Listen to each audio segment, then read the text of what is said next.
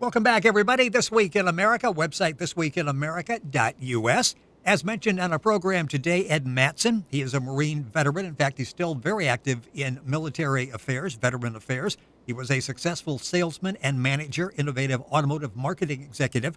As his wife was battling cancer, he studied cancer research and developed a database of nearly 70,000 treatment protocols, taking that research and information literally around the world. He was appointed spokesperson for the National Cord Blood Registry. In 2001, he formed the Linda Mattson Cancer Foundation. He's worked with over 1,000 patients and doctors. He wrote the book, Say No to the Undertaker, Winning Your Battle with Cancer. That was a medical bestseller. He's active in nonprofit foundations, humanitarian work, veterans issues. And he's with us on today's This Week in America to talk about his new book, Down on Main Street, Searching for American Exceptionalism. Ed Mattson with us. Ed, welcome to the program. Pleasure to have you with us. It's my pleasure to be with you, Rick. It's kind of nice to be able to talk to somebody and not have a lot of people listening in, quote unquote, with their ears eavesdropping on a conversation. It's better to do it this way. So yeah, I look forward to today. It's just the two of us talking here. Nobody's going to pay any attention to what we're saying. Sure. I mentioned in the beginning all the humanitarian background that you've done, and we're talking about American exceptionalism. That's really a good place to start. And you've sort of said your business card says 100% Rotarian Volunteer. That pretty well sums up your life, and that's really always been important to you, even before your wife was diagnosed with cancer, to give something back to the community. You know, that's we spend the first half of our life doing things that we think are so important, and it's kind of like a race in life. And life isn't a race. It's you spend the rest of your days that once you get past the middle earlies, and you try to figure out, what did I do all that stuff for when there's so much really good things that you can do. And that's kind of what happened after I lost my first wife. Got very active in the projects in Eastern Europe, built a pediatric center, cancer screening center in Bucharest. And, you know, what the good Lord gives, the good Lord can take back in a real hurry, because I was very lucky. I had a couple of ventures do really well, a lot of failures, but a couple do really well. And I had enough to retire when I was 53. But after I lost my wife, it didn't mean anything. And I put most of that back into projects. And sure enough, I found me a young lady who was a volunteer in the pediatric center in Moldova and brought her here for training. And by golly, the Rotarians got us married off at a meeting. So she's going to keep me young. Ed Mattson, our guest on This Week in America. He's the author of the new book, Down on Main Street, Searching for American Exceptionalism. His website is very simple, downonmainstreet.net. You can, of course, go to our website, thisweekinamerica.us, and link on and log into that information, the website from that location as well. You know, when you talk about American exceptionalism, it's really a term we haven't heard a whole lot about. I'm thinking maybe in the last 5-6 years or the last economic downturn that we had. Is this something that a younger generation is sort of losing sight of? Well, I think that when we've heard it, it's almost a derogatory statement to say to somebody, "Well, you just believe in American exceptionalism." And you know, the media, for all what they have to say, they've just kind of say, "Well, it never really was American exceptionalism. There's no such a thing. You must have, been drinking the Kool-Aid or listening to conservatives, because we're not exceptional. There's so many other exceptional countries." And I say, well, there's one thing about country pride. You can be proud of your country, but, we have the figures to back up the exceptionalism of Americans. And I decided to write about it because I started looking at it, and, sure enough, the people today, they don't even believe there's such a thing. I just got an email about 20 minutes ago before you and I got on the phone, and a lady was complaining that American exceptionalism is dead, probably been dead for 30 years. And you want to reach down the internet line and strangle somebody, because our nation is so exceptional in what we do. And I wrote about it in the book to kind of describe what it is and the great people that came before us. And I'm sure after us, there'll be a lot more. And it's going to take that in order to get the country off this abyss that we're teetering on, because things just haven't gone well economically for at least 10 years. The book is called Down on Main Street, Searching for American Exceptionalism. Ed Mattson, the author, our guest on the program. His website is downonmainstreet.net. You touch on something interesting with the media, and you touch upon it in the beginning of the book, that we seem in many cases to lose respect for each other. We cannot have a civil discourse anymore. If you and I disagree, we just don't talk to each other, or we do yell at each other, and we go off in our own little corners, and we don't try to, to work together and to talk things out. Is that something that you've noticed over the decades, where we really have gotten to the point where it's difficult to communicate with each other, especially if we come at something from different viewpoints? Yeah, and I think we end up in a name calling. People call me, they read my columns, and I get a lot of good mail, but I get a lot of hate mail saying, "Oh, you're just a neocon." A neocon, what? Because I believe in God, motherhood. I believe the country. I fought for this country. I believe there's so many really good people in here, and I like to use Lily Tomlin's quote, which closes out my book. The very last quote, it says, the United States is full of 98% of people are good, hardworking people. The other 2%, they're just a bunch of schmucks, and we vote for them. And that kind of sums it all up. Yes, it does. That is in the book, Down on Main Street, Searching for American Exceptionalism. Ed Mattson, our guest on the program today. Information on the book available at his website, downonmainstreet.net. Of course, information at our website, thisweekinamerica.us. And you say in the book that we as Americans prove every day that we're exceptional, and we don't even realize it. And maybe that's probably why that doesn't jump out at us. We don't stop and think this is exceptional what we're doing. We just sort of take it for granted and go about our business and be exceptional every day. Well, that's. I guess we get too close to the forest. We don't see the trees. But if you look at what makes American exceptional, it's. I think it's part of our DNA. It's inbred in everybody, whether it's the policeman or the ambulance driver or the EMT. Very many exceptional school teachers. But I did some figures and did a lot of research into this. Americans are 15% more likely than the Dutch to get involved in charity work. They're 32% more likely than Germans. And given exact demographics, the Americans are 12% more likely to volunteer to help somebody than any other country on earth. And even our poorest households, and going across the boards, our poorest households give vastly more than even the richest households to charity. 88% of the families actually do give to charity, not just religious contributions, but to charity. And the median contribution is $870 a year. That's substantial. There's some people, that live on that amount for the year, and we give that money away, and nobody's putting a gun to our head. The government, it gives quite a bit of money as well, but totally Americans by themselves, not with government, gave almost $300 billion to charity in the year 2011. Which was almost a 5% increase over 2010. And this is right in the heart of our big economic problems. That's amazing. Well, it's amazing when you look at some charities, philanthropic groups during that period that were able to get by. And in many cases, they were able to succeed very nicely and expand. You've been involved in some of those projects yourself over the years, especially in the last decade or so.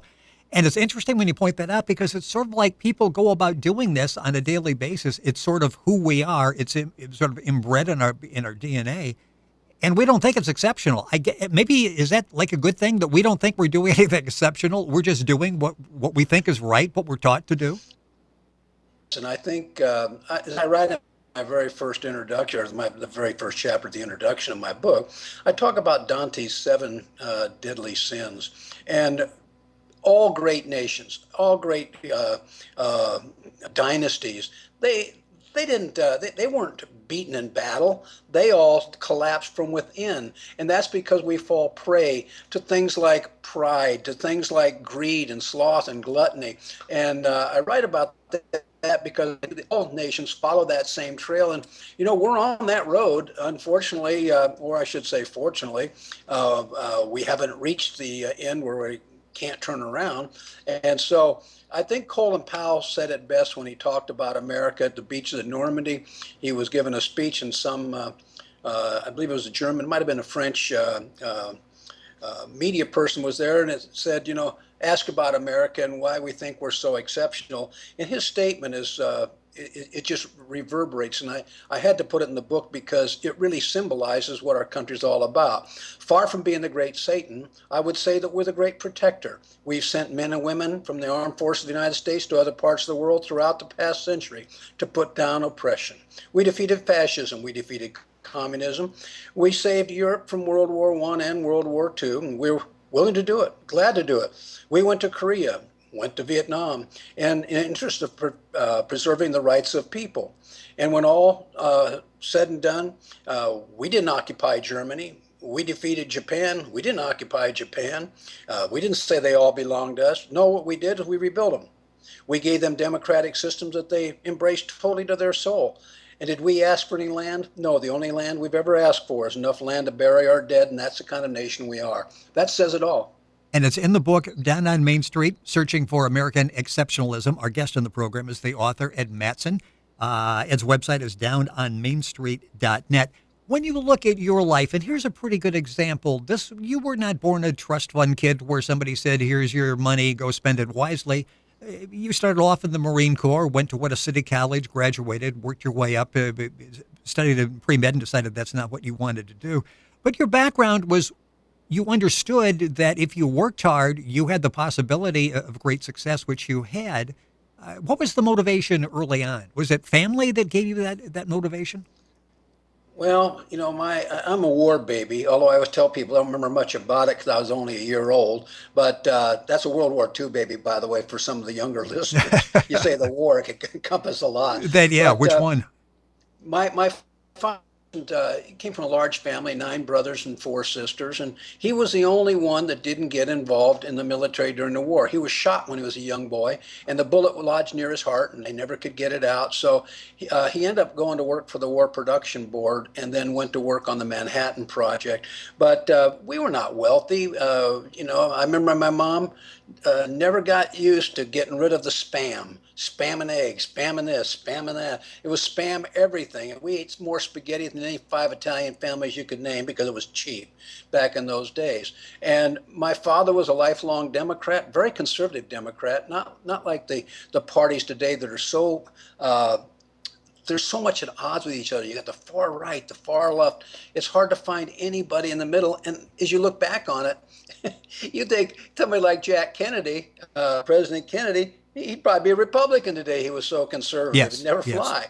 But my father, coming from a large family, they all came here like they did through Ellis Island. And they had to have big families so the family could survive. The farms, they couldn't afford to hire people, so the whole family had to work. That's the way life was. And coming through that greatest generation, if you're lucky enough, like myself, to have been here right at the end of the war, you've got to see America that was evolving.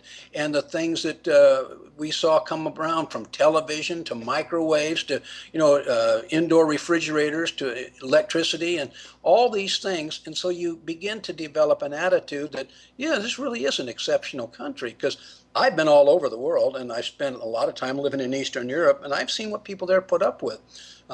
My wife is from Eastern Europe, and she never lets a day go by that she doesn't remind me that how lucky she feels to be here in America.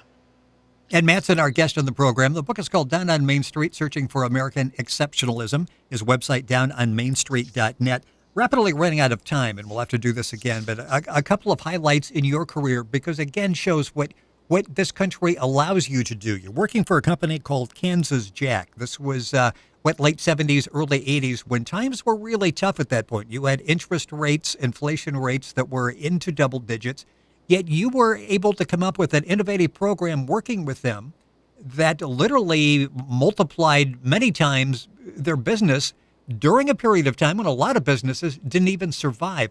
Talk about briefly that experience. Well, I looked at it, and it was hard to sell capital equipment, and in those days because you start talking $60,000, $70,000 of equipment going into a business, the interest rates were so high it just stalled the market. So I came up with this crazy idea, and everybody thought I was nuts. Of course, that stands to reason. I thought, well, what if we just buy down the interest rate and absorb it, raise the price a little bit, nobody will know the difference, and we'll just cover the cost of buying the interest rates. And they decided they'd give it a try, and boy, I'll tell you, it just unloaded a torrent of business. And shortly thereafter, Chrysler came out, and they said they were going to buy down the interest rates. Now, I'm not saying I started a trend. I'm sure they were working on it long before I was, but it proved to be just thinking outside the box, which is what it takes, because nobody's going to give you anything. You have to go work for it, because there's no guarantee of success, even though we're all given the option or the right to succeed. There's no guarantee, because everybody's DNA is different. You just can't guarantee that everybody's going to be successful. A little while later, you're working for a company called CCC Information Services and came up with something, and I mentioned before the background with automotive related industry, something that was really innovative at the time and really revolutionary. A couple minutes left. Talk about that as well, because this is really, again, thinking outside of the norm, pushing the boundaries, and coming up with something that really turned that business around. Well, knowing a little bit about cars, and I'm sure you do, and most of the listeners do, first thing you ask when you go to buy a used car is this buzzard ever been wrecked? That's the very first question. Well, there was a company that used to track the databases of all the DMVs by the VIN numbers, and of course they basically could tell when a car had an accident. And this company was selling the information to people like Farmers and State Farm and Allstate, because if they knew a car had been wrecked, it would help them insurance rates. They wouldn't be buying a boat anchor that might fall apart at the first bump. Well, that database information motivated a lot of people into saying, well, let's just automate the whole collision repair industry by having body shops write the estimate and the insurance companies be on the same network, so it'll speed up the claims process. That program took this little company, 17 million to about 500 million in 3 years, and it went public. But it was a unique thing about it today. Most people know that company, or at least one of the spinoffs, and I wrote the market plan for it, but I left the company after it went public. But I used to call it Auto Search, and today it's now known as Carfax. And so that's a little bit of tie to my background. Ed Mattson, our guest on the program, just about out of time, and I use examples from his life because it really illustrates what he's talking about in the book, Down on Main Street, Searching for American Exceptionalism. We're talking about Americans' role in the world, especially from a charitable, philanthropic standpoint. In the book, he discusses the problems with the growth of government. We'll talk about that at a future time. And also talks about, all the problems in government, all the lobbyists, everything we have to deal with on a governmental level. About 30 seconds, a minute left in the program. Is there any chance that we will regain what we had at one time, this exceptionalism? Well, we all like to think that we're the smartest generation, but I think these new kids coming up, they put us to shame. I think there's a real good chance if we can finally get everybody to vote and understand, excuse me, and be able to think back that we are so blessed to be able to vote when there's so many people that can't vote in these countries. And, I like to use Stalin. He says, about problems, no man, no problem. He just shoot them. And the other one, he said, it's enough to give the people the right to vote, but it's the one that counts the votes that makes the difference. And I think that's true. And we're lucky we have free elections here. Unfortunately, out of time. We will have Ed back in the program. Ed Mattson, our guest. That's Mattson. The book is called Down on Main Street, Searching for American Exceptionalism. His website is downonmainstreet.net. Of course, you can go to our website, thisweekinamerica.us, and link directly onto that site. Ed, thank you for joining us on the program. It's been fun. Look forward to talking with you again. I really appreciate it, Rick, and I look forward to talking to you more. You're listening to This Week in America, website thisweekinamerica.us.